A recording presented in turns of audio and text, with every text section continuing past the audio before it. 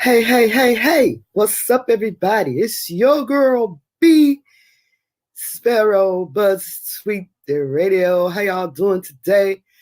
On yesterday, I went live on Facebook, and my Facebook group is called Buzz Sweet Radio. And I talked about how I finally watched Surviving R. Kelly. Group is called Buzz. And I had some nice feedback in the group. But I hadn't watched the whole thing, so we talked about it. And after watching the show, I am thoroughly convinced that R. Kelly is guilty. Before, I thought that they were doing a witch hunt on the man, but I need to see a rebuttal from R. Kelly. I need to hear his side of the story, but I mean, I have been hearing his side of the story, but I think R. Kelly is guilty. I'm sorry to say. And the way it's sad because I'm between a rock and a hard place. I'm not really a fan. It's just that I hate to see it when brothers get railroaded like that.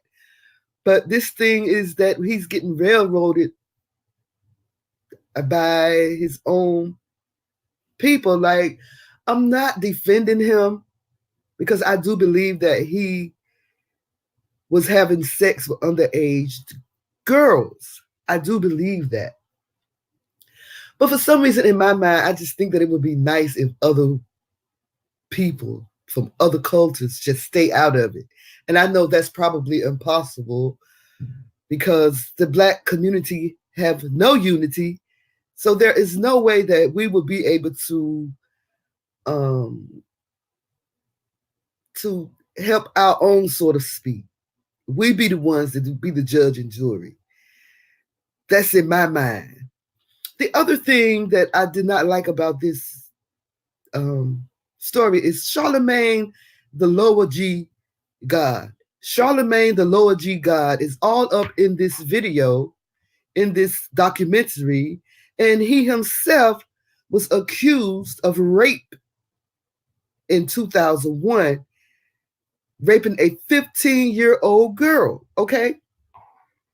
Now, y'all know I love to share my screen. So let me see if I can. I don't know what it is about me and this daggone screen sharing, but I just think it's fascinating. Let me see. I hope I don't have to open my camera because I don't feel like being on camera today. I was on camera yesterday. My hair was all over the place, but guess what? I ain't care. I did not care. So let me see if I can't share this picture of Charlamagne the God with y'all. I don't know if it's going to happen. But let me see here. I don't know if you guys can see this. And for those of you who don't know who Charlamagne the God is, he is a radio personality for The Breakfast Club. He was Wendy Williams' protege. And I don't think my screen is sharing. Let me see. Application window.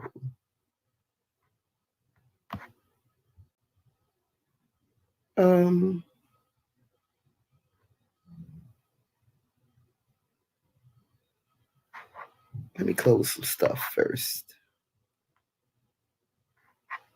Okay, Charlamagne the God was in Surviving R. Kelly, and he himself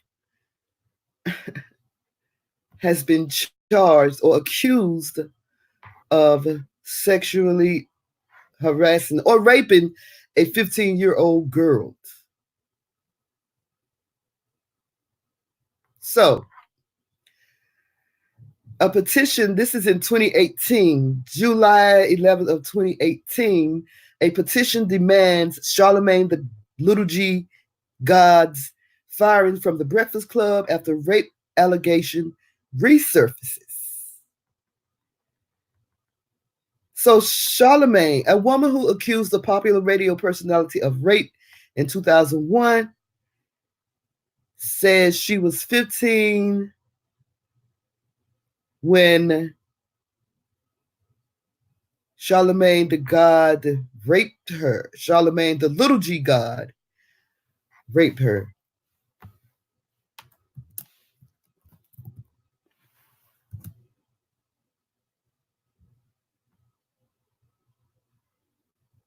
"15 years old," and he all in the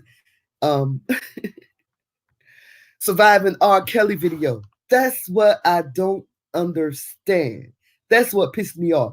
And his face is so annoying. I swear. Um, July 13th update. July 13th, Charlamagne's spokeswoman reached out again to clarify that the incident described in the 2515 podcast happened 20 years ago.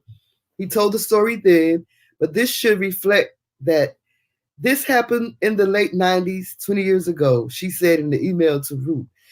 A 17-year-old rape allegation resurfaced against popular radio host Charlamagne the God. An old clip of Charlamagne, born Leonard Larry McKelvey, talking about the incident with DJ Academics began circulating again on social media in 2013. In the 2013 interview, Charlamagne denies he ever slept with Jessica Reed, the woman who accused him of raping her in South Carolina when she was just 15 years old. He was 22. He did admit to hosting the party where she was allegedly raped. Now, another old Charlamagne recording has resurfaced, this one from 2015, in which McKelvey describes a separate incident involving another woman. In the exchange, which was recorded on the Brilliant Idiots podcast, McKelvey recounts giving a woman SpanishFly and having sex with her while she was wasted. McKelvey also insisted the sex was consensual, though he admits that his partner did not remember the encounter and wasn't coherent at the time. If the details as McKelvey lays them out in the podcast are true, the incident could be defined as rape, particularly if she wasn't aware that the substance was in her drink, something which isn't clear in McCleary's initial story, and which Brilliant Idiots co-host Andrew Schultz alludes to when McKelvey described the encounter to him. The podcast episode itself is dedicated to discussing rape culture as a whole. Despite being recorded just 3 years ago, the conversation hasn't aged well, with McKelvey and Schultz laughing throughout the discussion. During the podcast, McKelvey tells Schultz about a scenario in Myrtle Beach, South Carolina. "I got this girl real drunk and we effed," meaning F-U-C-K-E-D. That's what Charlamagne the little G God says before Schultz cut him off. That's just that sentence sound a little fishy, Schultz injects. "I got her drunk." McKelvey continues his story detailing how he went to the sex store to get SpanishFly, which he then put into both of their E&J drinks. Once the girl got drunk, McKelvey says he had sex with her, adding that a lot of my boys also tried to come in and have sex with her. He says he turned them away. "Renting a train on her, that's rape," McKelvey says, laughing. The next morning, however, McKelvey says the girl had no recollection of their sexual encounter. Asking him what happened the night before when he told her they had sex, McKelvey says the girl told him, "Well, I'm just glad it was you." "That's a huge compliment, man," Schultz replies sarcastically. "A girl says, 'At least you raped me.'" McKelvey insists that it wasn't rape because he and the girl had every intention of having sex that night. "So then why would you put SpanishFly in her drink?" Schultz asks. "I was a freaky motherfucker. I'm still a freaky motherfucker," McKelvey responds. "Well, she passed out," Schultz presses. "She wasn't coherent, but she was up," McKelvey says, adding, "like when you're blacked out." The incident McKelvey describes is separate from the one involving Reed because he later described the woman as being white. Reed is black. A spokeswoman speaking on behalf of Charlamagne says the story is taken out of context. Wow. Charlamagne and Andrew Schultz were actually discussing rape culture, which was a newer understanding at that time, not usually discussed openly. All actions reflected upon during that conversation were consensual. SpanishFly is not an illegal substance. and at no point was it purchased or shared without consent.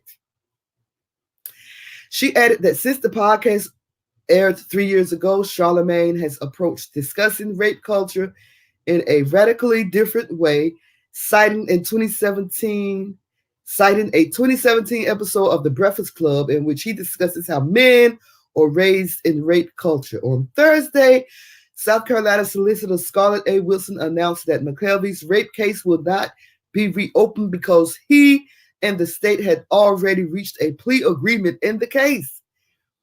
As Billboard reports, in 2002, McKelvey, aka Charlamagne the Little G God, pleaded guilty to contributing to the delinquency of a minor in return for the state dismissing the charge of criminal sexual conduct with a minor.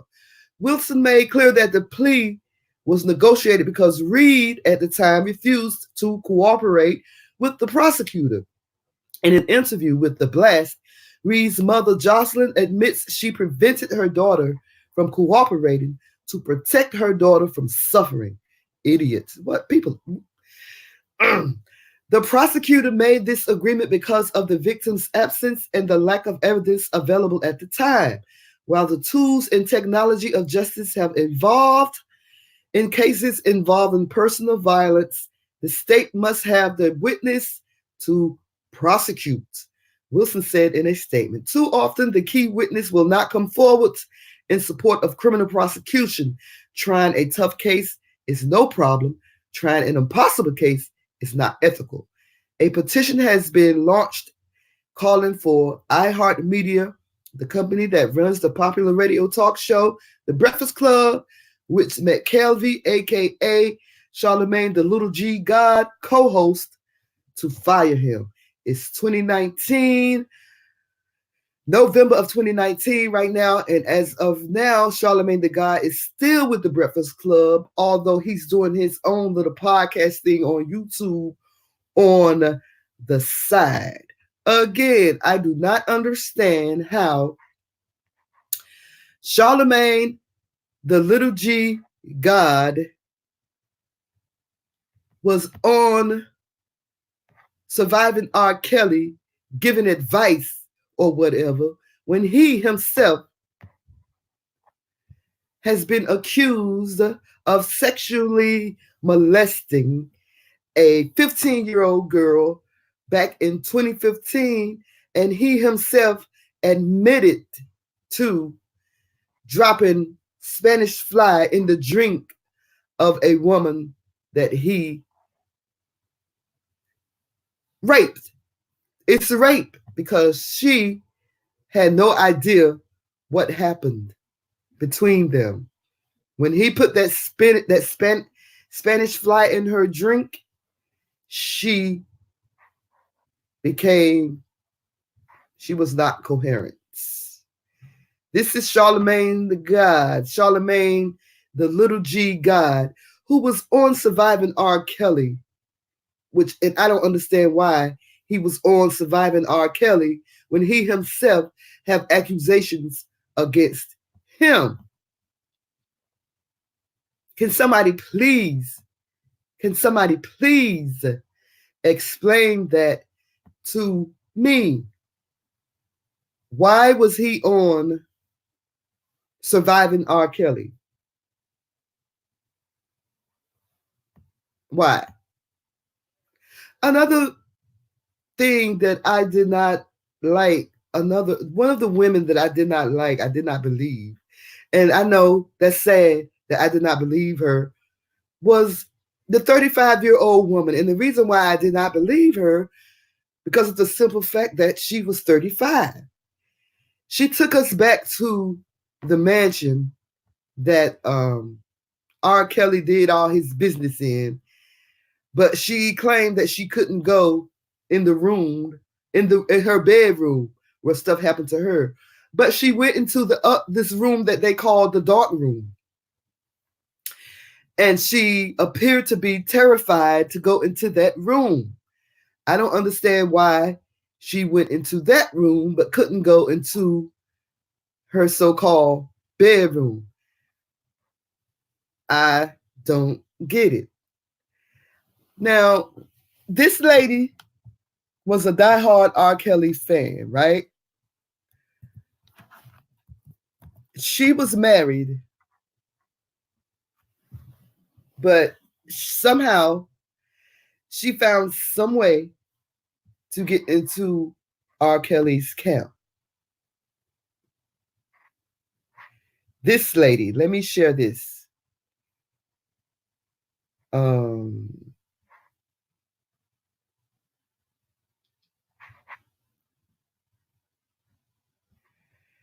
This person right here. Oh, wait. I didn't realize that was a video.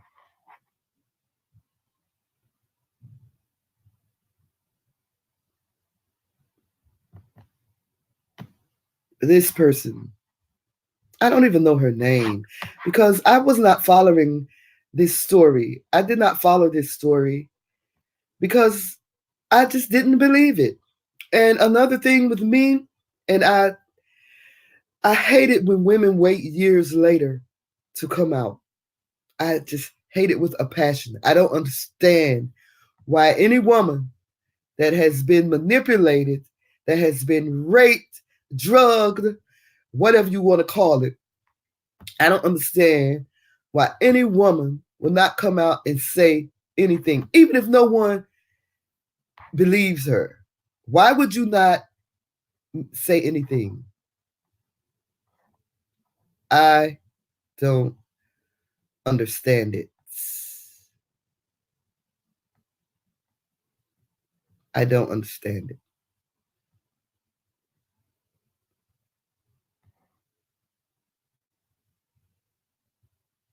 This person, what is her name?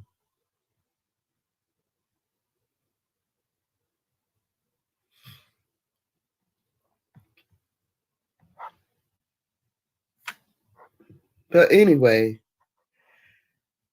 yeah, I just don't understand why these women waited all this long to come out and say something about how R. Kelly treated them. I just don't understand. Somebody help me to understand it. Because me, I'm going to tell it. I will tell it on your ass with the quickness. Even if you say, I'm going to hurt your mama, I'm going to hurt your daddy. I don't care. I'm going to tell it. Hurt him. B. Sparrow going to tell it.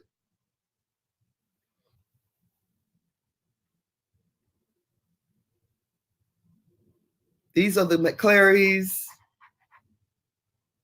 They and the Savages are beefing on YouTube over God knows what. It was a powerful docuseries. It was very powerful. And if R. Kelly did do these things, if he is guilty, he deserves every damn thing he gets. He deserves it.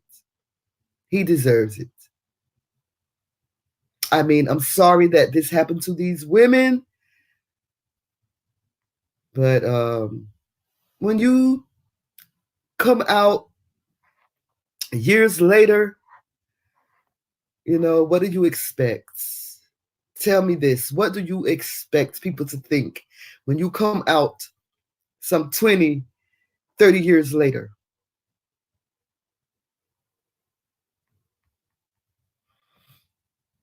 Now, granted, I do realize that these girls were young, but a lot of them were of age. You're 17 and 18 years old, you of age. And even though a lot of them were young, they knew that it was wrong. It's been 25 years since R. Kelly first had to answer for sexual abuse allegations. 2.5 decades of new reports, new witnesses, and new testimonies, new windows into an age-old story of powerful men seizing the chance to play God while tramping countless women, girls into the dirt.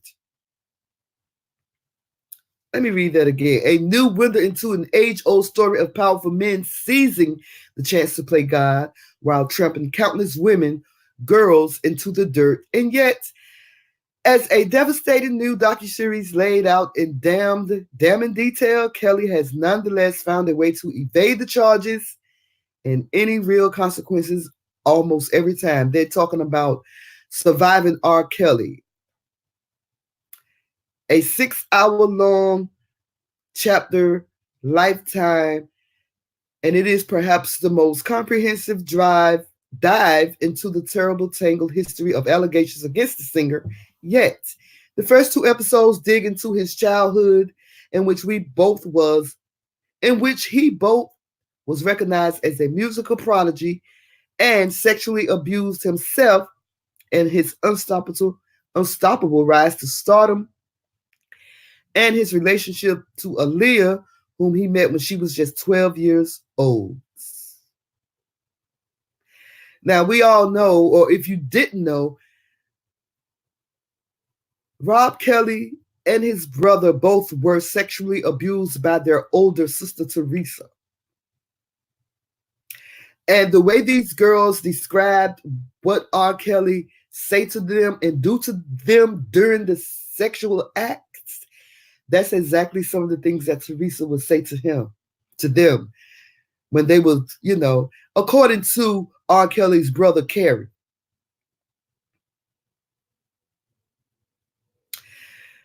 He met Aaliyah when she was 12 years old, and on one of the girls on Surviving R. Kelly says she walked in on R. Kelly having sex with Aaliyah, like he was hitting her from the back. I think she was like 13 or 14 at the time. By the time she was 15 years old, they were married. And that manager that doctored the marriage certificate, he changed her age on the marriage certificate to 18 when she was really 15. He should be held accountable too. He was an enabler. He suspected that R. Kelly was having sex with Aaliyah, but he really didn't do anything. All he could say was, I wish I had talked to Aaliyah, because when they were about to get married, she looked at me like she wanted to talk to me. Get the F out of here. You are just as guilty as R. Kelly. The 3rd and 4th episodes detail the circumstances of the so-called P tape, which allegedly showed Kelly having sex with and urinating on a 14-year-old girl, and the subsequent child pornography case that ended in a surprise acquittal. And the surprise acquittal because the mother, the father, and the uncle all denied that was that girl in that tape, when her best friend from basketball knew it was her coach knew it was her Aunt Sparkle, who worked with R. Kelly, knew it was her. The final 2 episodes highlight the reports from the last several years that Kelly has isolated and groomed women and girls into a sex cult for his own pleasure. All of these incidents have been exhaustively reported and dissected in public. Women have come forward with eyewitness accounts of gaslighting, intimidation, molestation, and violence. There's so much smoke surrounding Kelly at this point that he might as well be walking around fully engulfed in flames. This much, even to Kelly's most stubborn defenders, has finally become obvious. And despite some recent explosive reports of Kelly's allegedly ongoing sexual abuse, Surviving R. Kelly is arguably the most prominent strike against him yet. And this is why he's locked up now. But what makes the docuseries so crucial beyond its singularity is its dogged insistence on indicting not just Kelly, but everyone in the music industry and beyond who have allegedly enabled him. As one survivor puts it, the reason why he could do it is because he had people helping him. And as Surviving R. Kelly convincingly argues, he still does to this day. It's a stark, horrifying reminder that merely saying time's up for abuse doesn't mean it is, and that fighting sexual violence means fighting a system explicitly built to minimize it whenever possible. Aside from some dramatic musical sightings or musical stings and fades to black, the docuseries mostly eschews salacious framing in favor of measured, thorough documentation and extensive interviews with people from every stage of Kelly's life. We hear from Kelly's targets, bear witness to their startling similar accounts of abuse, watch them blink back tears as they try to make us understand. They try to make us understand why they're speaking out. Driving home, survivors are young. Driving home, just how long this pattern has been playing out is the fact that while some of the survivors are young still, others now have daughters older than they were when they first met Kelly.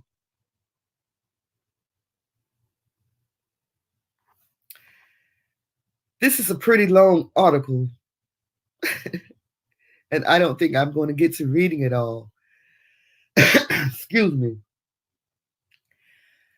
But this is what's happening to R. Kelly. We also hear from the survivors' friends, coaches, teachers, siblings. We hear from their parents, some of whom remain desperate to hear from their daughters for the first time in years. We even hear from Kelly's own brothers, producers, and employees, watching them grapple in real time with their own culpability in protecting him over the years. The testimonies are wrenching and furious, brimming over with pain, regrets, and determination.